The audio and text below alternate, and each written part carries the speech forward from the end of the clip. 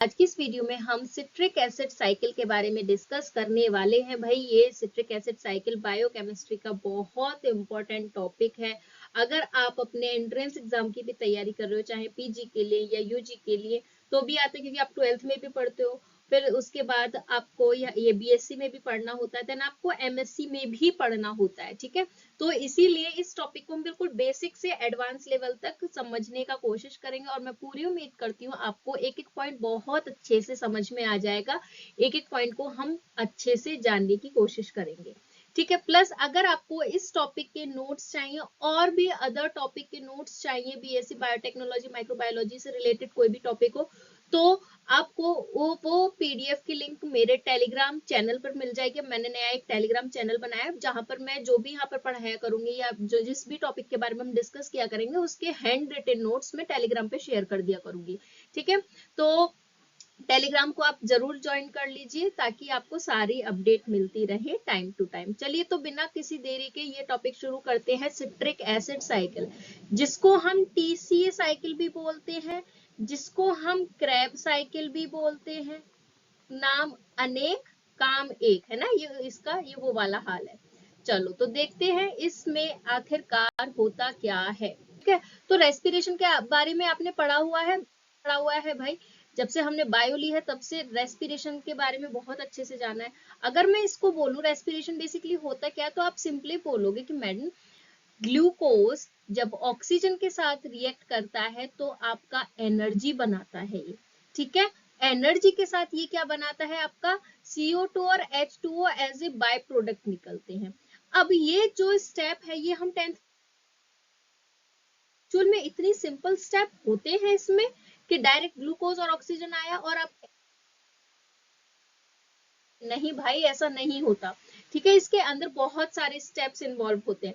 जैसे कि अगर मैं बात करूं, ये जो आपका ग्लूकोज भाई साहब है, ये आपका कितने कार्बन का बना हुआ होता है, 6 कार्बन का होता है। अगर आपको फॉर्मूला पता हो C6H12O6 है ना, तो ये जो आपका ग्लूकोज होता है ये कहाँ से मिलता है, जो हम खाना खाते हैं कार्बोहाइड्रेट होता है, सिंपल फॉर्म में ग्लूकोज बनता है। अब ये ग्लूकोज ब्लड के थ्रू ट्रांसपोर्ट किया जाता है हमारे सेल के हर पार्ट में, सेल के अंदर जाता है, फिर ये इसका एनर्जी बनाने का काम शुरू होता है।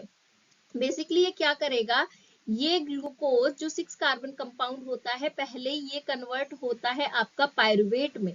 ठीक है, पायरुवेट में कन्वर्ट होता है और हमें पता है पायरुवेट जो होता है आपका 3 कार्बन कंपाउंड होता है। तो जब एक 6 कार्बन कंपाउंड जब 3 कार्बन कंपाउंड में टूटेगा तो ये एक ग्लूकोज से 2 पायरुवेट बनते हैं और इस प्रोसेस को अपन क्या बोलते हैं, इसी प्रोसेस को हम बोलते हैं ग्लाइकोलाइसिस। आई होप आपको ये समझ में आ गया होगा।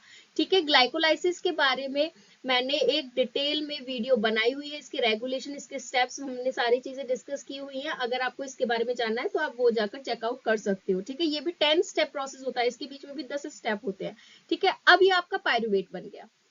जब आपका ग्लूकोज से पायरुवेट बनता है तो इस दौरान आपका क्या क्या चीजें निकलती हैं, तो भाई इस दौरान आपके निकलते हैं 4 एटीपी। पर उस 4 एटीपी में से 2 एटीपी ग्लूकोज से जब पायरुवेट बनता है यानी ग्लाइकोलाइसिस में वो यूज कर लिए जाते हैं, तो हम बोलते हैं नेट एटीपी कितने बनते हैं इस प्रोसेस में, आपके 2 एटीपी ही बनते हैं। ठीक है, देन उसके बाद इसमें आपका NADH का भी फॉर्मेशन होता है। कितने NADH, 2 NADH बनते हैं। ठीक, अब उसके बाद ये जो आगे पायरुवेट है, पायरुवेट जाता है, इसको कन्वर्ट किया जाता है एसिटाइल कोएंजाइम ए में। ठीक है, तो ये भी एक अपना प्रोसेस होता है। एसिटाइल कोएंजाइम ए में जब कन्वर्ट किया जाता है पायरुवेट को, तो इस दौरान भी आपके कुछ बाय प्रोडक्ट निकलते हैं।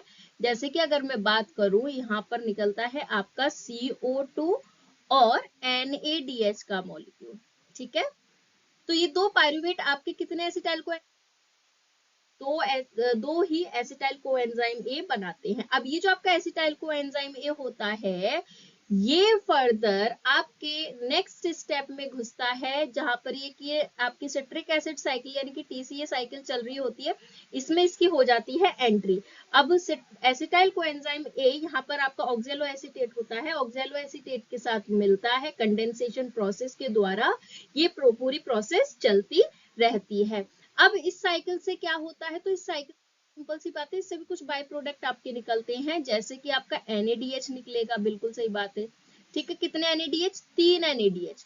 प्लस आपका और क्या यहाँ से निकलेगा, CO2 भी निकलते हैं, ठीक है, कितने, 2 CO2 का निकलना यहाँ से होता है। देन उसके बाद आपका GTP भी बनता है, एक GTP बनता है, और इससे आपके FADH2 भी बनता है, एक मॉलिक्यूल आपका FADH2 का बनता है, ठीक है, ये सारी प्रोसेस होती है। अब एक बात सोचो, हमें तो एनर्जी ATP, तो हमें तो अब तक हमने देखा बस 2 ही ATP हमें मिल रही है, NADH FADH2 का क्या है, तो NADH FADH2 भी आपके एनर्जी मॉलिक्यूल होते हैं, इनसे आगे जाके हमें ATP बनाना होता है। ये बात समझ में आ गया। तो देखो ये जो आपका NADH है, यहाँ से ये 2 NADH निकला, ये आपका NADH और आपका ये NADH, देन ये FADH2, ठीक है, ये सारे के सारे जाते हैं नेक्स्ट प्रोसेस में, और उसको अपन क्या बोलते हैं, उसको हम बोलते हैं इलेक्ट्रॉन ट्रांसपोर्ट चेन। ये सारे के सारे जाते हैं इलेक्ट्रॉन ट्रांसपोर्ट चेन में, ठीक है, इसके ऊपर भी मैंने ऑलरेडी वीडियो बनाई हुई है, इसमें कैसे कैसे ये पूरी प्रोसेस होती है, काफी इंटरेस्टिंग है, काफी इंपॉर्टेंट है, प्लस ये तो फिर आपको इसके बारे में भी जानना होगा, ठीक है। तो ETC में जाते हैं ये जाकर क्या करते हैं, NADH और FADH2 को कन्वर्ट किया जाता है, किसमें, ATP में कन्वर्ट किया जाता है। तो ये इस तरीके से पूरी रेस्पिरेशन का प्रोसेस चलता है। तो हम इसमें आज जो डिस्कस करेंगे वो हम डिस्कस करेंगे आपका TCA साइकिल में भाई क्या क्या प्रोसेस होता है, ठीक है। तो आई होप आपको पूरा रेस्पिरेशन का ओवरव्यू समझ में आ गया होगा। हाँ, एक चीज और यहाँ पर जरा समझो भाई, जो मैंने ये आपको बताया 3 NADH बनते हैं या एक FADH, 2 CO2 बन रहे हैं, तो ये एक एसिटाइल कोएंजाइम में बना रहा है। यहाँ पर कितने हैं टोटल, 2 एसिटाइल कोएंजाइम है, तो 2 से मल्टीप्लाई कर दोगे तो ये डबल हो जाएंगे। ऐसे ही ये जो आपका एक CO2 और एक NADH बन रहा है, ठीक है, तो ये आपका बेसिकली एक पायरुवेट से बन रहा है, तो दो पायरुवेट से कितने बनेंगे आपके, तो 2 CO2 2 NADH बनेंगे, ठीक है। तो ये कॉन्सेप्ट आपको क्लियर रहना चाहिए। तो अब हम आगे बढ़ते हैं TCA साइकिल की तरफ। हमने देखा था ये जो आपका पायरुवेट होता है, पायरुवेट को कन्वर्ट करना होता है एसिटाइल कोएंजाइम A में। तो ये कैसे कन्वर्ट होता है, क्योंकि pyruvate directly citric acid cycle में नहीं जा सकता, एसिटाइल कोएंजाइम A में कन्वर्ट करना पड़ता है, फिर ये आपका TCA साइकिल में इसकी एंट्री होती है। तो इस प्रोसेस को इसीलिए हम ब्रिजिंग स्टेप भी बोलते हैं, ग्लाइकोलाइसिस और TCA साइकिल के बीच में एक ब्रिज का काम कर रहा है, ठीक है। तो ये बनता कैसे है, तो जैसे कि मैंने आपको बताया था, जो पायरुवेट होता है ये आपका 3 कार्बन कंपाउंड होता है ना।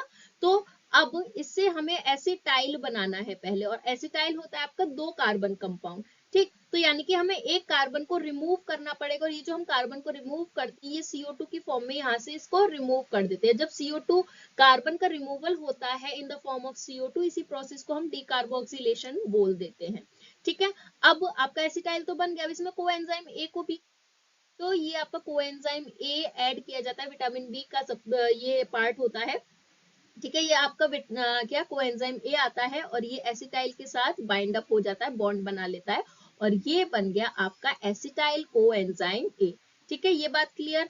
अब उसके बाद क्या होगा भाई, ये प्रोसेस है तो इसके लिए कोई ना कोई एंजाइम की तो जरूरत होगी, बिल्कुल होगी। तो यहाँ पर जो काम करता है वो है आपका PDH यानी कि पायरुवेट डिहाइड्रोजिनेज कॉम्प्लेक्स। ये बेसिकली 3 एंजाइम से मिलकर बना हुआ होता है। ये भी अपने आप में काफी अच्छी खासी प्रोसेस है, इसके बारे में हम और डिटेल में कभी और डिस्कस करेंगे, ठीक है। तो अभी के लिए इतना ही जानना काफी है। अब देखो यहाँ पर आपका ये, क्योंकि आपका ऑक्सीडेटिव रिडक्टिव प्रोसेस होता है, तो यहाँ पर हमने देखा ऑक्सीडेशन तो है ना, कार्बन का ऑक्सीडेशन करके इसको हमने रिमूव कर दिया, तो अब रिडक्शन भी तो कराना जरूरी है। रिडक्शन किसका कराएंगे, रिडक्शन हम कराएंगे आपका NAD मॉलिक्यूल आएगा, और ये जो NAD मॉलिक्यूल है, रिडक्शन में क्या होता है, हाइड्रोजन आपका ऐड होता है, ठीक है। तो NAD एक हाइड्रोजन को एक्सेप्ट कर लेगा, NADH बन जाएगा, और यही वाला NADH आपका ETC साइकिल में जाता है, जिसमें ये ATP में कन्वर्ट कर लिया जाता है, अभी जो हमने देखा था, ठीक है। तो आई होप आपको ये पूरी प्रोसेस समझ में आ गई होगी। अब हम बढ़ते हैं आगे, TCA साइकिल में कौन कौन से स्टेप्स होते हैं। तो TCA साइकिल में बेसिकली टोटल 8 स्टेप इन्वॉल्व होते हैं, जैसे ग्लाइकोलाइसिस में 10 स्टेप होते हैं ना, ऐसे इसमें 8 स्टेप होते हैं, ठीक है। तो सबसे पहले इसमें फर्स्ट स्टेप जो होता है उसमें होता है कंडेंसेशन। देन दूसरा स्टेप होता है, ये जो आपका सेकंड स्टेप होता है ना, इसमें 2 आपके प्रोडक्ट बनते हैं। तो दोनों स्टेप में क्या होता है, फर्स्ट में पहले तो होगा आपका डिहाइड्रेशन, ठीक है। ये 2A मान लीजिए, और फिर इसी में जो आपका दूसरा स्टेप होगा इसमें होता है आपका हाइड्रेशन, ठीक। देन इसके बाद आपका आता है थर्ड और फोर्थ स्टेप। दोनों ही स्टेप में क्या होता है आपका ऑक्सीडेटिव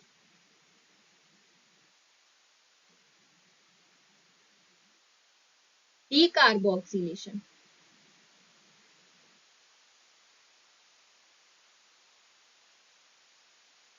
देन फिफ्थ स्टेप आता है जिसमें होता है आपका phosphorylation.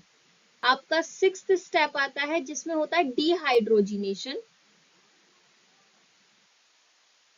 Then seventh step is, इसमें क्या होता है, इसमें होता है आपका हाइड्रेशन।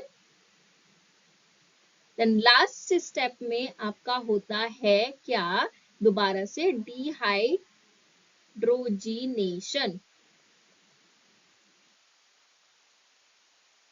ठीक है, अब ये क्या है भाई, तो देखो कंडेंसेशन किसका होता है, एसिटाइल कोएंजाइम, ये जो आपका आया ऑक्सैलो एसीटेस के साथ ये कंडेंस होता है और ये आपका प्रोडक्ट बनाता है, ठीक है। देन उसके बाद आपका डिहाइड्रेशन। डिहाइड्रेशन में क्या होता है, रिमूवल ऑफ वाटर मॉलिक्यूल, तो वाटर मॉलिक्यूल का रिमूवल होता है। इसी के फिर सेकंड स्टेप में क्या होता है, हाइड्रेशन, यानी कि इसका जस्ट अपोजिट H2O यानी कि वाटर मॉलिक्यूल फिर से इन्वॉल्व हो जाता है। अभी मैंने आपको बताया था डी कार्बोक्सिलेशन प्रोसेस जहां पर भी आ जाए तो इसका मतलब क्या है, कार्बन का removal in the form of CO2, ठीक है। तो थर्ड और फोर्थ स्टेप में क्या होता है आपका CO2 रिमूव किया जाता है, ये बात क्लियर हो गई। देन उसके बाद है आपका फॉस्फोराइलेशन। फॉस्फोराइलेशन में क्या होता है आपका, बेसिकली फॉस्फेट ग्रुप को जोड़ा जाता है, जैसे कि यहाँ पर GDP जो होता है, GDP में आपका एक फॉस्फेट ग्रुप को जोड़ देते हैं और क्या बन जाता है, वो आपका GTP बन जाता है। सिक्स प्रोसेस में क्या होगा, डी, यानी कि इसमें क्या होगा, हाइड्रोजन का, एक हाइड्रोजन का रिमूवल होता है, ठीक है। हाइड्रेशन वही सेम, एडिशन ऑफ वाटर, यहाँ पर वाटर को ऐड किया जाएगा, अभी हम प्रोसेस देखेंगे तो और आपको क्लियर हो जाएगा।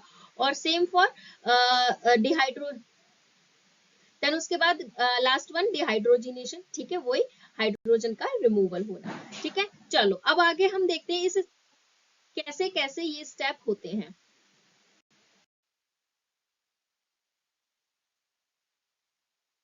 टाइल कोएंजाइम ए, ठीक है। तो ये जो एसिटाइल कोएंजाइम ए होता है जो कि आपका 2 कार्बन कंपाउंड होता है, ये कंडेंस होता है ऑक्सैलो एसीटेट के साथ। क्या बनाता है, बेसिकली आपका सिट्रेट बनाता है, ठीक है। अब क्योंकि यहाँ पर पहला आपका कंपाउंड क्या बन रहा है, सिट्रेट बन रहा है। अब ये जो आपका ऑक्सैलो एसीटेट होता है ये 4 कार्बन कंपाउंड होता है, ठीक है। 4 कार्बन कंपाउंड और ये 2 कार्बन, तो ये कितना बनेगा, ये आपका 6 कार्बन कंपाउंड बनेगा। देन उसके बाद ये जो आपका सिट्रेट होगा, सिट्रेट किस में कन्वर्ट किया जाएगा, ये कन्वर्ट किया जाता है सिस एकोनिटेट में, ओके। ये आपका दूसरा कंपाउंड बना। ये आपका फर्स्ट प्रोसेस जहां पर कंडेंसेशन हुआ, ये सेकंड प्रोसेस का पहला पार्ट, ठीक है। देन उसके बाद आपका सिस एकोनिटेट ही आगे जाकर क्या बनाता है, ये बनाता है आइसोसिट्रेट बनाता है, ठीक है। आइसोसिट्रेट बनाएगा, तो ये आपका हो गया दूसरा पार्ट, ठीक है। देन उसके बाद आते हैं तीसरा स्टेप। थर्ड स्टेप में क्या हो रहा था, बेसिकली आइसोसिट्रेट से क्या बन रहा है, बनेगा यहाँ पर आपका एल्फा कीटो ग्लूटरेट बनेगा, ठीक है। अल्फा कीटो ग्लूटरेट बना।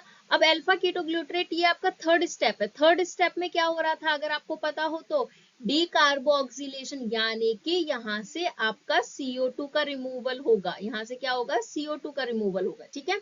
देन आता है आपका फोर्थ स्टेप। देखो ये आपके जो प्रोसेस है ना बड़ी सिंपल है ना, बस इसमें हम नाम भूल जाते तो उसकी भी थोड़े कुछ ना कुछ ट्रिक बना ही लेंगे ताकि याद हो जाए, ठीक है। अल्फा कीटोग्लूटरेट, अल्फा कीटोग्लूटरेट से आपका बनता है succinyl coenzyme A, succinyl coenzyme A, ठीक है। Succinyl coenzyme A fourth step में भी तो आपका क्या हो रहा था, डिकार्बोक्सिलेशन हो रहा था ना, बिल्कुल हो रहा था। तो यहां से भी आपका CO2 रिमूव किया जाएगा। देन उसके बाद आता है आपका सक्सिनाइल कोएंजाइम से बनेगा सक्सीनेट, सक्सिनाइल को थोड़ी सी सक्सेस मिल गई तो वो सक्सीनेट हो गया, है ना, सक्सीनेट। ये जो आपके सक्सीनेट भाई साहब हैं, ये आपका फिफ्थ प्रोसेस है। फिफ्थ प्रोसेस पे क्या हो रहा था, फॉस्फोराइलेशन हो रहा था, यानी कि यहाँ पर आपका जीडीपी कन्वर्ट किया जा रहा था जीटीपी में। ये जीटीपी फर्दर आगे जाके एटीपी में कन्वर्ट कर दिया जाता है। ठीक है, अब ये जो आपका सक्सीनेट है, सक्सीनेट आगे कन्वर्ट किया जाएगा आपका फ्यूमरेट में।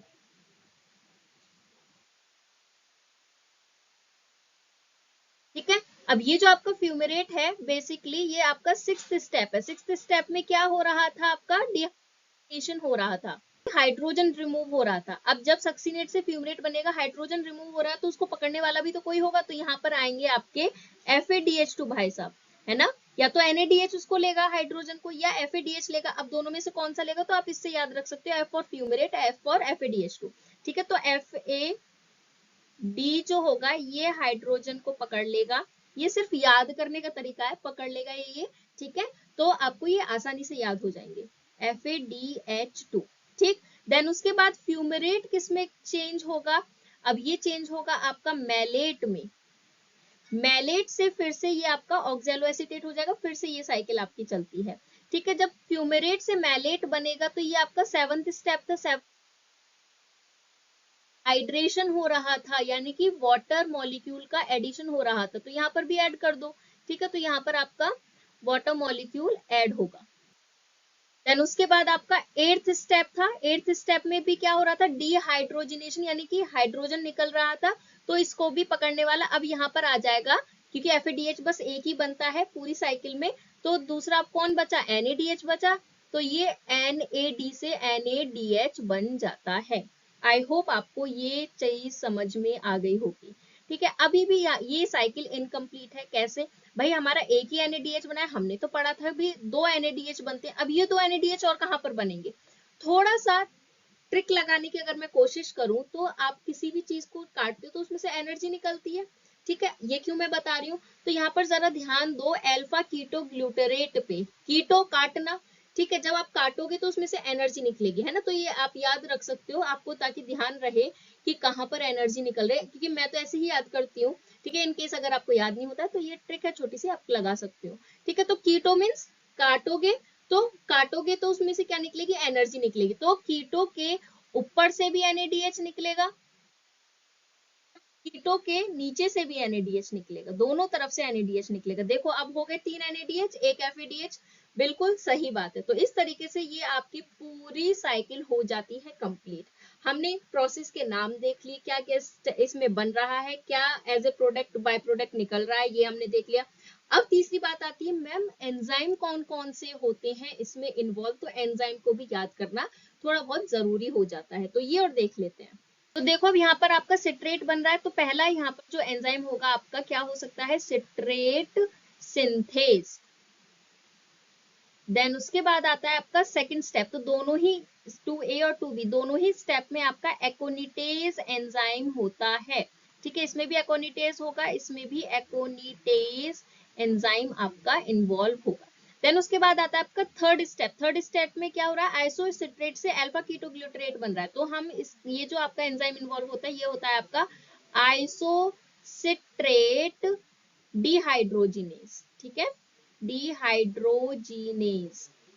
देन उसके बाद आपका फोर्थ स्टेप, यहाँ पर अल्फा कीटोग्लूटरेट से सक्सिनाइल को एंजाइम में बन रहा है, तो देखो यहाँ पर आपका क्या हो रहा था, CO2 सेम, तो यहाँ पर भी डिहाइड्रोजिनेज एंजाइम होगा। अब कौन सा होगा, इसमें आइसोसिट्रेट था तो इसमें अल्फा कीटोग्लूटरेट कर दो भाई, तो इसको मैं यही लिख देती हूँ, अल्फा कीटो ग्लूटरेट डिहाइड्रोजिनेज। ठीक है, डिहाइड्रोजिनेज, इसीलिए मैं बोल रही हूँ अगर आपको ये समझ में ना आ रहा हो। ठीक है, देन उसके बाद सक्सिनाइल को एंजाइम से क्या बनेगा, सक्सीनेट बनेगा। क्या होगा, अब सक्सीनेट से फ्यूमेरेट बन रहा है, तो सक्सीनेट डिहाइड्रोजिनेज हो जाएगा, सक्सीनेट डिहाइड्रोजिनेज। ठीक है, देन उसके बाद फ्यूमेरेट से मैलेट बन रहा है, फ्यूमेरेट गायब हो रहा है तो फ्यूमेरेज। देन उसके बाद मैलेट से ऑक्सैलो एसीटेट, तो यहाँ पर आपका क्या होगा, मैलेट डिहाइड्रोजिनेज। तो इस तरीके से ये आपकी TCA साइकिल हो जाती है कंप्लीट। आई नो ये थोड़ा सा कॉम्प्लेक्स हो गया है, तो इसका मैं एक बुक वर्जन भी लेकर आई हूँ इस साइकिल का, वो हम देख लेंगे तो आपको चीजें समझ में आ जाएंगी। ठीक है, तो देखो ये एक चीज यहाँ पर आपने नोट, जिनेस एंजाइम था वहां से NADH निकल रहा था, तो आप इसको याद कर सकते हो, है ना। यहाँ से NADH निकल रहा था तो ये डिहाइड्रोजिनेस, ठीक है। आइसोसिट्रेट, आइसोसिट्रेट से बन रहा है आपका, तो आइसोसिट्रेट डिहाइड्रोजिनेस। ऐसे ही यहाँ पर NADH बन रहा था अल्फा कीटोग्लूटरेट से, तो डिहाइड्रोजिनेस लग गया अल्फा कीटोग्लूटरेट, ठीक है। देन उसके बाद यहाँ पर भी NADH बन रहा था आपका, तो किससे, मैलेट से ऑक्सैलोएसीटेट, है ना। तो यानी कि उससे पीछे वाला आप सबस्ट्रेट लिखोगे और फिर उसके बाद डिहाइड्रोजिनेस। इस तरीके से आप याद रख सकते हो, क्योंकि हम इतनी बार याद रखते हैं, ये साइकिल हो, ग्लाइकोलाइसिस के भी स्टेप हो, हम हर बार भूल जाते हैं। मेरे साथ भी ऐसा ही होता है, लेकिन अगर आप ऐसे ट्रिक से याद करोगे या थोड़ा सा अपनी तरफ से भी कुछ भी ऐसा आइडिया लगा लोगे, तो फिर वो ध्यान में रहेगा और आप कॉम्पिटिटिव एग्जाम या अपने एग्जाम में आसानी से लिख सकते हो, ठीक है। तो चलो इसको थोड़ा सा और सुंदरता के साथ देख लेते हैं। तो ये डायग्राम मैंने लिया है बुक से, ताकि आपको और अच्छे से क्लियर हो जाए, ठीक है। तो फिर देखो, पायरुवेट से आपका एसिटाइल कोएंजाइम बन रहा था, एसिटाइल कोएंजाइम में आपका 2 कार्बन कंपाउंड था। ये ऑक्सैलो एसीटेट के साथ क्या कर रहा था, रिएक्ट कर रहा था कंडेंसेशन प्रोसेस के द्वारा। जब कंडेंसेशन होगी तो उसमें वाटर भी इन्वॉल्व होगा, तो है ना, तो ये फर्स्ट प्रोसेस में भी आपका वाटर इन्वॉल्व होता है। देन उसके बाद क्या होगा, आपका सिट्रेट बनाएगा। सिट्रेट आपका 6 कार्बन कंपाउंड होता है। इससे सेकंड स्टेप में आपका क्या होगा, आइसोसिट्रेट बनेगा, जो कि ये भी 6 कार्बन कंपाउंड है। थर्ड स्टेप में क्या हो रहा था, डी कार्बोक्सिलेशन, यानी कि आपका कार्बन का रिमूवल हो रहा था in the form of CO2। तो थर्ड स्टेप में आपका डी कार्बोक्सिलेशन होगा, CO2 रिमूव हो गया, ठीक है। NADH आपका बनेगा। देन उसके बाद आपका यहाँ पर अल्फा कीटोग्लूटरेट आपका नेक्स्ट स्टेप में बन रहा था। अब क्योंकि आपका यहाँ से CO2 हो गया है, तो अब ये जो आपका स्टेप है, ये जो आपका अल्फा कीटोग्लूटरेट बना है, ये 6 से 5 कार्बन हो जाएगा, कोई दिक्कत वाली बात नहीं है, ठीक है। देन उसके बाद अल्फा कीटोग्लूटरेट के बाद भी तो डिकार्बोक्सिलेशन हो रहा था, यस और नो, बिल्कुल हो रहा था, तो यानी कि CO2 फिर से निकलेगा। अब जब CO2 निकलेगा तो यहाँ से एनर्जी निकलेगी, NADH निकलेगा, है ना। कीटो मीन्स काटना, ऊपर भी और नीचे भी एनर्जी निकलेगी, बहुत अच्छी बात है। देन उसके बाद आपका जब एक और CO2 निकला, तो यहाँ पर आपका क्या बना, सक्सिनाइल कोएंजाइम A बना। तो एक और कार्बन कम हो गया, तो ये सक्सिनाइल कोएंजाइम में आपका 4 कार्बन कंपाउंड होता है। ये बात क्लियर हो गई। चलो अब आगे देखते हैं। देखो इसमें सक्सिनाइल कोएंजाइम A बना, यानी कि कोएंजाइम A की भी जरूरत पड़ी होगी ना, तो इस स्टेप में आपका कोएंजाइम A की भी एंट्री हो जाती है, ठीक है। अब जब कोएंजाइम ए की एंट्री हो गई, अब सक्सीनेट बनाना, अब यानी कि कोएंजाइम ए को हटाना है, ठीक है। तो हमने क्या करा, अब इसी फिफ्थ स्टेप में जब सक्सीनेट बना रहे थे तो कोएंजाइम ए को हटा दिया, 4 कंपाउंड ही होगा, 4 कार्बन कंपाउंड ही होगा ये सक्सीनेट, ठीक है। और यहाँ पर क्या हो रहा था, फॉस्फोराइलेशन हो रहा था, ठीक है। फिफ्थ स्टेप पे क्या हो रहा था, फॉस्फोराइलेशन। अब मैं कैसे याद रखती हूँ इस स्टेप को, कि फॉस्फोराइलेशन यहाँ पर ये होगा, तो P for phosphorylation, P for 5, है ना। थोड़े अजीब से वियर्ड से तरीके हैं याद करने के, पर याद रह जाए तो क्या ही जा रहा है इसमें, ठीक है। तो फॉस्फोराइलेशन होगा, तो यानी कि आपका GTP बन रहा था, ठीक है। चलो आगे हम देखते हैं सिक्स्थ स्टेप। सिक्स्थ स्टेप में क्या, सक्सीनेट से आपका फ्यूमेरेट बन रहा था। देखो अब हमने 4 कार्बन से शुरू किया था ना, अभी हम फिर से 4 कार्बन पे आ गए, फिर से 4 कार्बन कंपाउंड आपके बन रहे हैं ना। तो इस तरीके से ये बैलेंस बना रहता है कार्बन का, और ये इसी तरीके से साइकिल चलती रहती है, ठीक है। सक्सीनेट बना, सक्सीनेट से अब आपका क्या बन रहा है, फ्यूमरेट बन रहा है, ठीक है। तो फ्यूमरेट बन रहा है, F फॉर फ्यूमरेट, और इसी स्टेप पे FADH2 आपका बनेगा, ठीक है। फ्यूमरेट बन गया। सेवंथ स्टेप आपका, सेवंथ स्टेप में क्या है, सेवंथ स्टेप में बेसिकली आपका मैलेट बन रहा है, ठीक है। और ये क्या था, इसमें एडिशन हो रहा है हाइड्रो H2O का, तो ये क्या हो गया, रिएक्शन प्रोसेस हो गया। देन उसके बाद एट्थ स्टेप ऑक्सैलो एसीटेट बन रहा है, तो ये क्या है, डिहाइड्रोजिनेशन है ना। तो यहाँ पर आपका जो एक आपका हाइड्रोजन रिमूव हो रहा था, उसको कौन पकड़ लेगा, NADH पकड़ लेगा, ठीक है। यहाँ से ऐसे ही NADH आपका बन गया। तो ये पूरा प्रोसेस है TCA साइकिल का, एक बार हमने और इसको रिवाइज कर लिया है, और मैं उम्मीद करती हूँ आपको ये चीजें पसंद आई होगी। हम यहाँ पर ये और देख, पूरे प्रोसेस में आपके कितने NADH बने हैं, कितने FADH बने हैं, क्या क्या चीजें बनी है ना। तो ये और देख लेते हैं, क्योंकि ऐसे क्वेश्चंस आ जाते हैं सिट्रिक एसिड साइकिल में, कितने NADH बनेंगे, कितने FADH2 बनेंगे, कितने CO2 बने हैं, तो उसको भी एक बार हम रिवाइज कर लेते हैं। तो हमने क्या देखा, एक ग्लूकोज से, एक ग्लूकोज से आपके कितने बन रहे, अब जब ये 2 पायरुवेट आपके बन रहे थे दौरान आपका क्या क्या रिमूव हो रहा था? 2 ATP, ठीक है, नेट एटीपी कितने बन रहे थे? 2 ATP बन रहे थे, प्लस आपके 2NADH बन रहे थे, ठीक है। अब ये पायरुवेट से जब आपका क्या बना, एसिटाइल कोएंजाइम ए बना। एसिटाइल कोएंजाइम ए कितने बने? 2 ही बने, ठीक है। तो इस दौरान आपके क्या निकल रहे थे? CO2 निकल रहा था और क्या? NADH। अब जब एक से एक NADH और एक ही CO2, तो 2 पायरुवेट से कितने बनेंगे? 2 CO2, आपका 2 NADH। क्लियर हो गई बात? देन उसके बाद ये 2 एसिटाइल कोएंजाइम ए, अभी जो मैंने आपको ये जो साइकिल दिखाई थी, ये एक एसिटाइल कोएंजाइम ए को लेकर थी, ठीक है। यानी कि आपके 3 NADH बन रहे थे TCA साइकिल में, ठीक है। इसमें क्या था आपका? 3, एक एसिटाइल कोएंजाइम ए से बन रहे थे, तो 2 से कितने बनेंगे? 6 NADH बनेंगे। देन उसके बाद आपका CO2 बन रहे थे कितने? 2 CO2 थे ना, अल्फा कीटो ग्लूटरेट के ऊपर और नीचे, तो 2 एसिटाइल से कितने बनेंगे? 4 बनेंगे, ठीक है। देन उसके बाद और क्या बन रहा था आपका? NADH, CO2 और FADH2, ठीक है। FADH2 एक था, तो 2 से कितने होंगे? 2 FADH2 होंगे भाई, सिंपल सी बात है। और क्या? GTP तो बन रहा था, है ना, तो 2 GTP बनेंगे, 2 एसिटाइल कोएंजाइम ए से।